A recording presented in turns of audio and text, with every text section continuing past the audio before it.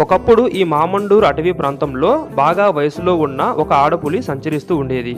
అయితే అనుకోకుండా ఎదురైన సంఘటనలో ఇక్కడి అటవీ ప్రాంతంలో ఒక పశువుల కాపరి మీద ఆ పులి దాడి చేసింది. అయితే అంతకుముందు వరకు ఆ పులి మనుషుల మీద దాడి జరపలేదు. నిజానికి ఆ రోజు ఆ పులి ఒక ఆవు మీద దాడి చేయాలనుకుంది. అవకాశం కోసం ఎదురు చూస్తూ ఉండింది. ఆ సమయంలో ఆవుల మంద రానే వచ్చింది. పులి వెంటనే ఒక ఆవు మీదకి కుప్పించి దూకింది. అయితే దాన్ని పశువుల కాపరి గమనించాడు.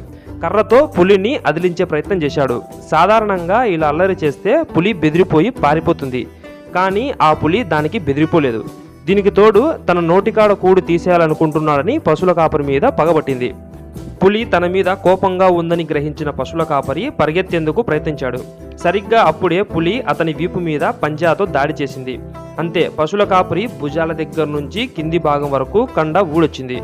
పశువుల కాపరి కింద పడిపోయాడు. పులి ఆగ్రహం చల్లారి